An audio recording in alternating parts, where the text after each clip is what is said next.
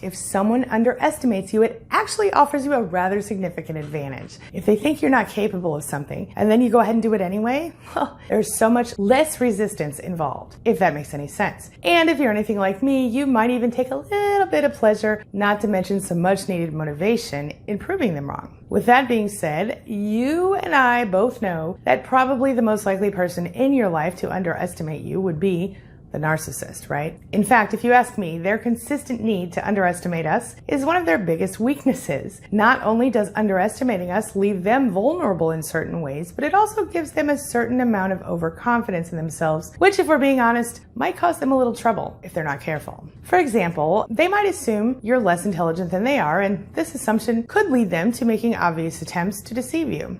And if you're smart, you'll play along and you'll see the truth without them knowing it. Is this wrong? Could it be unethical to allow a narcissist to underestimate you and not tell them you see right through them? Well, some people are going to disagree with me on this, but I say absolutely not. And here's why. Narcissists underestimate you for so many different reasons, the most frustrating of which is that they don't truly see you for who and what you are. Seriously. The one thing to always remember when it comes to a narcissist is that they only want one thing from you, and that is what you can do for them or the narcissistic supply that you can offer them. In fact, when you're in a relationship with any type of narcissist, you're going to become a source of narcissistic supply. Whether they are a partner or a spouse, a family member, a friend, a coworker, whatever. Narcissists in general aren't capable of really genuinely caring about you and who you are. They are not able to form healthy bonds with you, partially because they lack the ability to show true empathy. This leads them to see you as a target or an object instead of a whole person. At best, they're going to see you as an extension of themselves. And as such, they see you as less of a person than they see themselves. And they believe that they can treat you in any way that they want. That means they think they can cheat on you or lie to you or gaslight you or manipulate you or abuse you in any way, shape, or form, and they do so without remorse. They don't feel bad about it, and they certainly never admit to what they're doing unless it somehow benefits them to do so. And if you're ever lucky enough to get an apology from a narcissist, you gotta know they have some ulterior motive there. They want something from you, or they're doing it to get a certain result, not because they're actually sorry. So in other words, narcissists are likely to underestimate you because they themselves are limited people. It's almost ironic when you think about how narcissists project their own limitations onto you. They are notoriously overconfident, on the outside anyway, and they're known to overestimate their own intelligence and abilities in general. But deep down, some part of them secretly doubts who they claim to be. And often this is an accurate doubt, as that same deep down part of them also knows they're putting on a show. They will assume the same about you and, well, everyone else. And let's not forget the whole black and white thinking thing that narcissists have going on. Since there are no gray areas for a narcissist, they absolutely assume that your reaction, or lack thereof, to their little games, not to mention their blatant gaslighting and other forms of manipulation, must mean that you also have your own limitations. And of course you do, because we all have limitations, but they underestimate you by overestimating your limitations. This is exacerbated because the narcissist sees you as less than them, and they see themselves as better than you. Let's talk about how narcissists underestimate your intelligence. This is probably the most common way that narcissists underestimate us. They think they can pull the wool over your eyes and that you'll just believe whatever they say or pretend because they think you're not smart enough to see through it. Contrary to popular belief though, narcissists aren't actually likely to end up with someone who is anything less than intelligent. They are so focused on how other people see them that they are highly likely to choose someone who is intelligent, attractive, and who quite honestly makes them look good. But after the idealization or love bombing phase, well, the narcissist sort of forgets this part. Rather than focusing on the good qualities that you have, as they did during idealization, when they get to the devalue phase, the narcissist is going to focus only on what they deem your bad qualities, or what they see as being wrong with you. Let's talk about how narcissists underestimate your strength. Narcissists need to see you as weak, at least once they get past that idealization phase of the relationship. They need to think of you as dependent and incapable of surviving without them in some way. This is, in part, projection because despite the fact that they might be supporting you in some way, say financially, for example, the narcissist actually needs your supply to feel normal. And if you were suddenly to display your true strength and stop feeding that endless hole that is their ego, well, the narcissist would kind of lose it. They would, in most cases, quickly scramble away for alternate sources of narcissistic supply. That's assuming they haven't already got them in place, of course. Without narcissistic supply, the narcissist feels weak and lost. Here's the thing, though. You and I both know that being in a relationship with any type of narcissist first takes more strength than most people know. Don't let them fool them into thinking that you, my friend, are anything but powerful. Let's talk about how narcissists underestimate your ability to see right through them. When you catch a narcissist in a lie, they will automatically assume that they can keep up that charade. This is true even when you can provide them with clear-cut evidence of the lie. Even then, the narcissist will dismiss you, and they'll dismiss the evidence you provide. A really good example of this comes from that whole Shaggy song. You know, it wasn't me, it wasn't me. That one? Yeah. Well, the song tells a story of a guy who goes knocking on his friend's door looking for advice. The apparent issue he's struggling with is that his girlfriend caught him in the act with another woman, and his so-called friend advises him to deny what happened and say it wasn't him, it wasn't me. When he explains to the friend that she physically saw him in the act, you know, she caught him on the sofa, on the counter, getting louder. Okay. Anyway, when he explains to his friend that this woman physically caught him in the act, the friend tells him to keep denying the facts. It wasn't me. And at the end of the song, thankfully, the guy does admit to the truth and apologizes, which proves that he isn't a narcissist, but his friend might be one because, in my opinion, the advice he's offering is literally to deny what she saw. And of course, that is blatant gaslighting. Here's another way to look at it. You know that kid that sneaks into the cookie jar and consumes an unauthorized cookie or two? Well, when their mother confronts them, they deny having eaten the cookies despite the fact that there's evidence all over their face. Literally. Obviously, mom knows what happened, despite the fact that the child insists they didn't do it. The same thing goes for a narcissist who's lying to you. Certainly, they often get a little sloppy because they're underestimating you. They aren't thinking about the fact that you know them, and that if we're being honest, their mannerisms, body language, lack of eye contact, etc. might totally give them away. Even when they've relied on your intuition in the past, they will forget that part or continue to underestimate you because they're overestimating themselves. I talked about the narcissist's biggest weaknesses in a little bit more detail in a recent video, so I'm going to go ahead and include a quick clip of that for you now. But stick with me because afterward I'll be back to explain to you how your empathy can become your superpower in this situation. Right after this, take a look. So the narcissist has a lot of weaknesses, as we all know. They tend to be secretly insecure. They tend to kind of fly off the handle easily. They tend to have a low tolerance for, well, just about anything that isn't exactly what they want. They have a low tolerance for when things don't tend to go their way. One of the things that I think we overlook when it comes to dealing with a narcissist is this one big huge thing that I would say is a major Achilles heel of theirs. Narcissists have this belief that they're smarter than everyone else, and they also think that they're better than everyone else. And as a result of that, many times they can't imagine that anyone could be smarter than them, and so they tend to underestimate people. This is especially true of people close to them, and probably especially of their primary sources of supply. Now, they seem to have forgotten that they got with you in the first place, or they connected with you in the first place because you were intelligent and capable and everything else. Narcissists always think they're right. They think they know everything. So if combined with underestimating you and thinking they're always right, it puts you in a position to really take them down a couple of pegs if you chose to do so. Not that you would. Ultimately, their biggest weakness then becomes their Achilles heel of thinking they're better than everyone, truly believing that, thinking they're smarter and that no one can outsmart them. And this combined with their need for power and control, if you really wanted to, you really could manipulate them fairly easily. Some people will tell you that their biggest weakness is the fact that they're sort of wired wrong, like a broken phone or a dog who never quite seems right. They can never be changed or rehabilitated in any meaningful way. One of their biggest fears is being exposed for who they really are.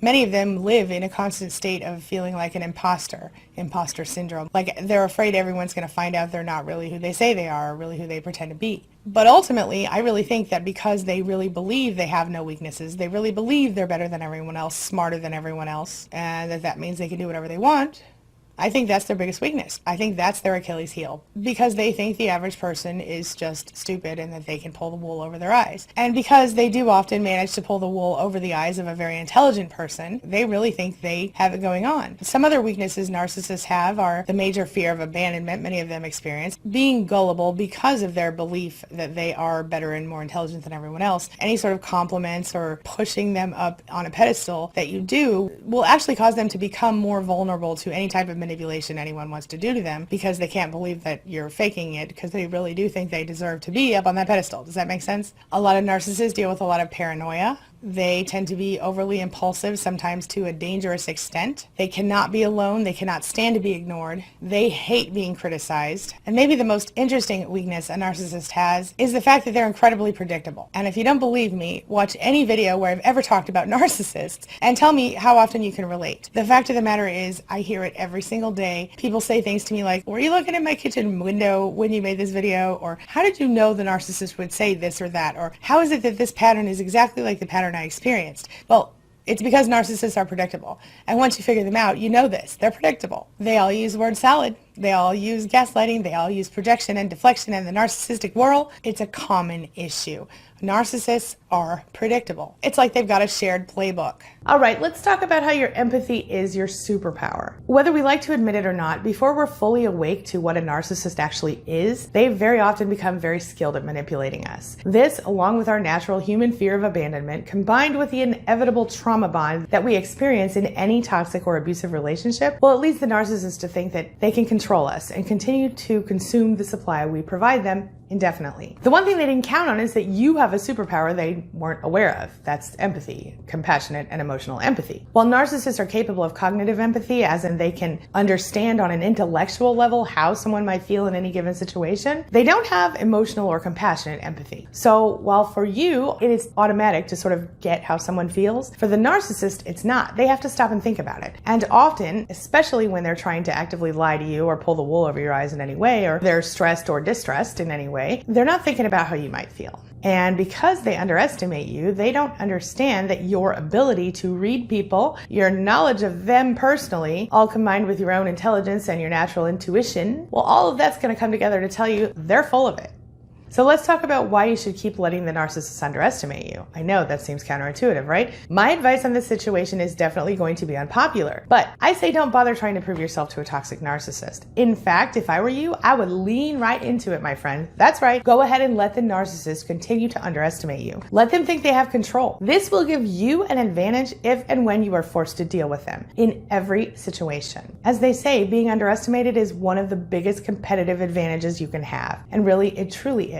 Remember too that the narcissist will also underestimate your ability and your power to heal. They will underestimate that you have the power to learn about and understand what is happening between the two of you, as well as the fact that you can look at yourself honestly and you can figure out what causes you to end up relationships with people like them. This is way outside of the narcissist's own ability, as they cannot acknowledge or admit that they might lack in any particular area. They are not self-aware. The narcissist's lack of self-awareness, along with their grandiose delusions, if you roll all those things up in an ugly ball, it leads to their ridiculously fragmented sense of who they are. And this false self that needs to believe it is superior to everyone else, including but not limited to you, well, it's actually the narcissist's greatest weakness. For you, this means the narcissist will never see it coming when you decide to take your life back. They will not know what to do if you leave, and they're not going to expect you to follow through and go no contact or low contact. So you, my friend, you just keep shining like you always do. Narcissists don't like it when they lose control over any source of narcissistic supply. And when they do, they have some fairly predictable ways of reacting to it. Nearly every manipulative thing a narcissist does can actually be broken down into a pattern if you look at it. So that's exactly what we're talking about today at queenbeing.com. The standard pattern that a narcissist will use when they lose control over you. Plus, exactly what you can expect when the narcissist in your life realizes that you have taken control of your own life, and how you can and should respond when that happens. So let's get started. Let's assume that you have figured the narcissist out by now, and you've realized the hard way that someone you believed in and trusted turned out to be a complete nightmare, to put it mildly. Now that you've seen through the mask and you understand exactly what a narcissist is and what you're dealing with, what they're all about, you have set your boundaries. You're no longer letting that narcissist control you. And while you already know that you should expect some kind of retaliation, you're a little worried about what to expect next. And given what you've been through, who could blame you? So what exactly does the narcissist do when they can't control you anymore? Well, let's talk about it. Number one, they will begin a smear campaign against you. The first thing a narcissist will do is start a smear campaign. They will never accept the fact that they can't control you. And this means they will do whatever they can to find another way to be controlling. They'll demean you, they'll ruin your reputation, And they might even intentionally expose any sensitive private information you happen to have to everyone who knows you and even to some people who don't. And because the narcissist is so good at believing their own lies, they're going to seem genuine here. They're going to seem like they are worried about you, or they're just so shocked you do something like this. In other words, they're going to play this game in a way that makes it believable, which means your reputation will be ruined in no time if they have anything to say about it. Number 2, they'll play the victim. During and after the smear campaign, the narcissist will play the victim. They will act like you're the one who caused the whole issue, or they'll pretend you just went crazy and ran away. This is narcissistic injury in action. By going to other people and causing them to feel sorry for them, the narcissist reiterates their point. They believe they have been wronged by you. Yep, they'll take advantage of that poor me act, and they will literally do this without remorse for as long as they feel like doing it. An added benefit of this is that it helps them to get some replacement narcissistic supply in the meantime. See, the people they whine about you to will of course be sympathetic toward them because, after all, the narcissist actually has convinced themselves that what they're saying is true. So, given that fact, even the most skilled empath probably won't know they're lying in some cases because they seem so believable, which means they will happily dole out the attention that the narcissist craves. Which brings me to number 3, they refuse to take no for an answer. Some very tenacious narcissists will never accept the fact that they can no longer control you. Rather than just backing off, these particular narcissists will instead step up their game. They will utilize manipulation tactics like showing up unexpectedly to your doorstep. Or they might even show up at your job and make it really clear that they'll always be the ones in control. They might even actually stalk you and literally show up wherever they want, whenever they want, in an effort to send that same message. They'll always be the ones in charge. They will call you with some apparent emergency and try to get your attention that way. Or they'll make stuff up as to why you need to come back and provide the necessary supply they are obviously missing. This is what we call the Hoover maneuver because they are literally trying to suck you back into that toxic relationship. This brings me to number 4, the narcissist ghosts you. If you can hold out and get through all of that stuff, you'll finally be rid of the narcissist because once their little bag of tricks is empty, they'll ghost you. This is obviously the best case scenario because the narcissist will be out of your life. Eventually, you might be lucky enough that they will realize you're truly done, and they'll just go dark for you.